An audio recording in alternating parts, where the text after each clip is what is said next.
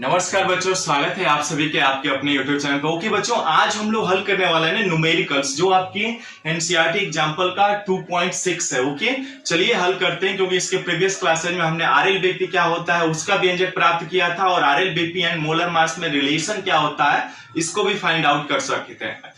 अब उसी पर आधारित हम लोग ये हल करने वाले हैं। देखिए क्वेश्चन क्या कह रहा है, किसी ताप पर यानी किसी फिक्स टेम्परेचर पर शुद्ध बेंजीन का वाष्प दाब इतना बार है, यानी ये दाब का मात्रक होता है बार, ठीक है, 0.5 जी। अब देखिए 0.5 जी मात्रा दे दिया है। अवाष्पशील विद्युत अपघट्य ठोस को 39.0 ग्राम बेंजीन में घोला गया है, जिसका मोलर मास भी दिया हुआ है 78 ग्राम प्रति मोल या ग्राम मोल इनवर्स 1 दिया गया है, ठीक है।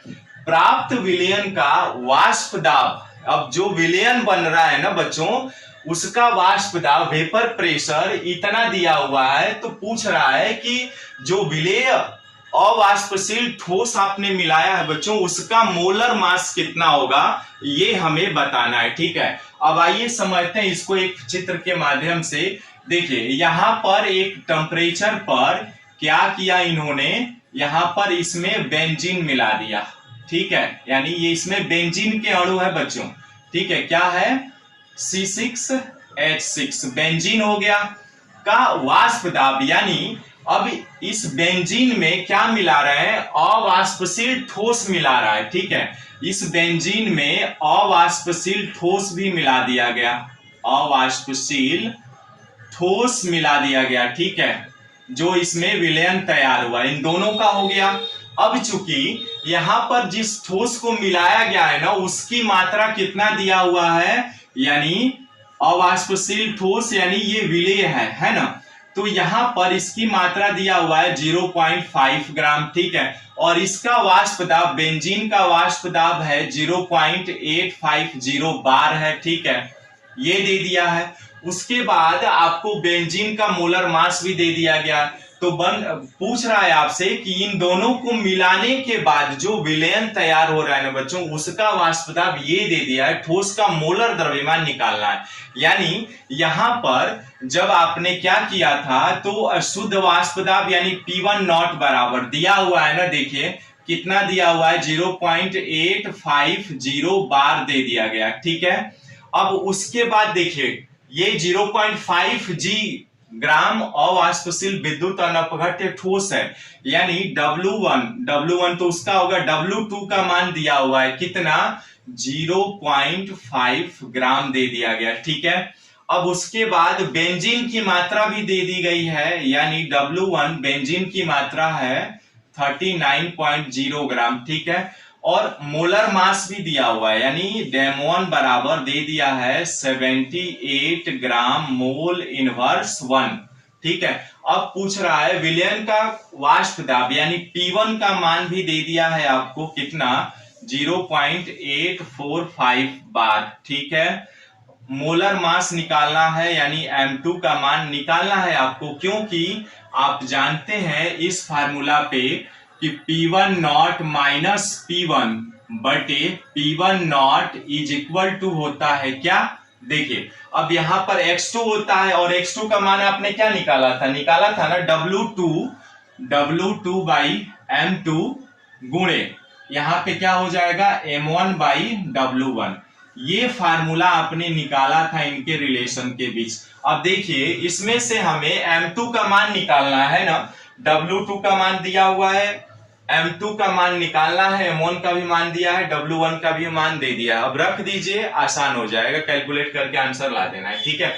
चलिए P1 नॉट का मान कितना है 0.850 माइनस P1 का मान भी दिया हुआ है 0.845 बटे P1 नॉट का मान कितना है 0.850, ठीक है, बराबर W2 का मान दिया हुआ है कितना 0.5 बटे M2 का मान तो निकालना है बच्चों, और यहां पर M1 का मान कितना है 78 है, और W1 का मान भी दिया हुआ है, देखिए 39.0, ठीक है।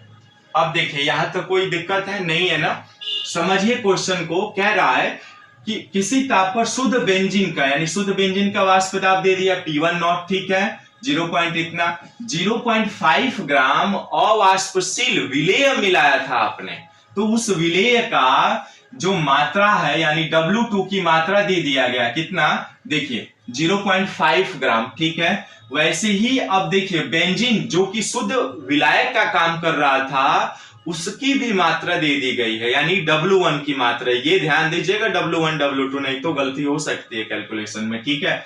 तो W1 का मान भी दे दिया है 39, जो कि हमने रख लिया, ठीक है। अब मोलर मास की जरूरत पड़ेगी, तो मोलर मास निकालना तो आप जानते ही हैं, कैसे निकालते हैं, C6H6 है ना, देखिए निकालते हैं। तो एक कार्बन का जैसे 12 होता है, तो 12 गुणे 6, चूंकि 6 कार्बन है, एक हाइड्रोजन का होता है 1 गुणे 6 हाइड्रोजन, तो देखिए 12 55 12 6 72 और प्लस 6 यानी 78। वही चीज ये दे दिया गया, नहीं दिया होता तो कैलकुलेट करना होता आपको, ठीक है। तो बेंजीन का मोलर मास भी दे दिया, घोला गया, तो प्राप्त विलयन का, यानी जो टोटल विलयन बन रहा है ना बच्चों, जैसे हमने H2O में NaCl के कुछ कण मिला दिए, अब ठोस आप मिलाते हैं तो आप जानते हैं कि विलायक का जो वाष्प दाब में कमी हो गई विलयन में, तो उसी चीज को यहाँ पे दिया हुआ है कि उसका टोटल वाष्प दाब इतना है, कम हो भी रहा है। देखिए शुद्ध अवस्था में विलायक का जो द्रव्यमान वाष्प दाब था वो इतना था, जैसे ही उसमें आपने अशुद्धि मिला दी कितने की, 0.5 ग्राम की, तो यहाँ पे उसका वाष्प दाब कम हो गया। देखिए ये सटीक बैठ भी रहा है, बहुत अच्छा क्वेश्चन है।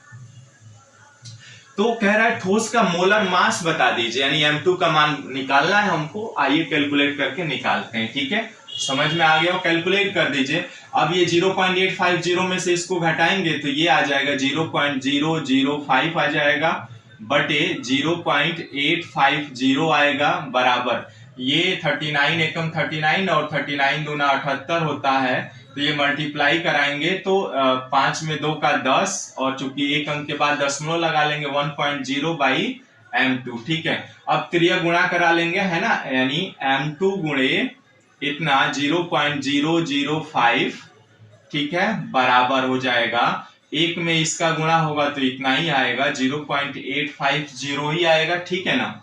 अब क्या करेंगे, M2 बराबर, ये चूंकि मल्टीप्लाई में है तो इसको जैसे ही एक पक्ष से दूसरे पक्ष में भेजेंगे तो ये क्या हो जाएगा, बटे में चला जाएगा, यानी भाग में चला जाएगा, ठीक है।